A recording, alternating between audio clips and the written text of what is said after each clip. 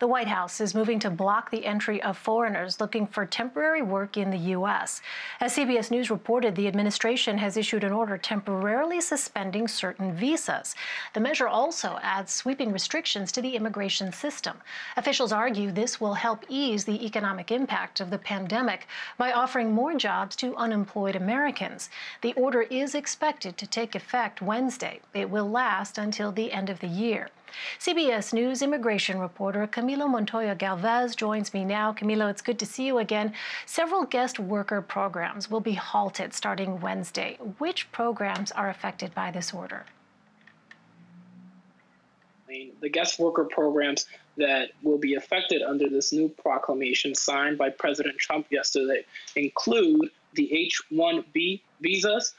These are visas used mainly in the technology sector by companies like Google and Apple and other corporations in the Silicon Valley. We also have restrictions on H-2B visas for non-agricultural seasonal workers like landscapers, visas for cultural exchange like for au pairs and for camp counselors will also be restricted, as well as those visas that companies use to relocate employees to the U.S. The move is expected to bar the entry of tens of thousands of prospective temporary foreign workers into the U.S. through December. Well, will existing applicants and current temporary workers be affected? These programs who are already in the U.S. will not be affected by the proclamation because it bars entry into the U.S. and they have already been admitted. Also, applicants who are overseas but who have received a visa already will also not be affected by these new restrictions. Well, this order is part of sweeping immigration restrictions the administration says will help boost the U.S. labor market. What other changes is the government making? Proclamation yesterday, President Trump is also extending the set of visa restrictions he issued in April to suspend certain immigrant visas. These are visas, Elaine, that people overseas use to move to the U.S. on a permanent basis through petitions filed by their family members who are U.S. citizens or green card holders, or by their employers. So this restriction will be extended also until the end of the year. And together with the work visa restriction, administration officials expect these measures to free up over 500,000 jobs for American nationals. The administration, however, did not provide its reasoning and the way that it calculated this estimate, but it is undisputable, Elaine, that this restrictions will affect hundreds of thousands of people in the coming months. Well, Camilo, you learned the president has also instructed his advisors to implement changes to the H-1B program. What more can you tell us about that, and what's the goal ultimately?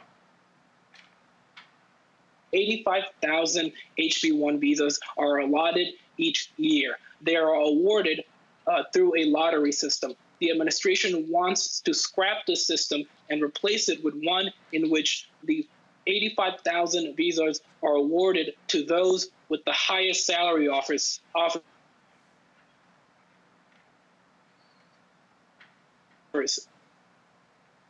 the U.S.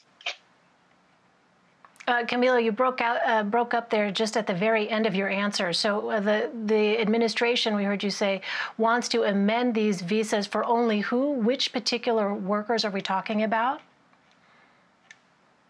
The administration wants to scrap the lottery system that currently dictates who is awarded HB1 visas under this program. It wants to replace that system with one in which the applicants get these visas by way of highest salary officers. So in other words, the administration wants these visas to go to the people who will be paid the most money here in the U.S. Okay, I got it. All right. Well, the administration is also making it more difficult for immigrants with pending asylum claims to obtain work authorization. What more can you tell us about that, and how is the administration explaining that move?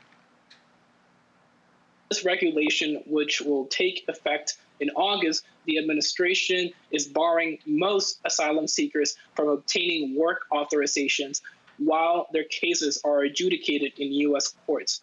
Why? Because this regulation would prevent asylum seekers who cross the border illegally, which tends to be the majority of them, from obtaining work permits. The administration has argued for 3 years, Elaine, that most people who journey to the U.S.-Mexico border are economic migrants looking for an easy entry into the U.S., and that they file meritless asylum claims to gain job opportunities here in the U.S.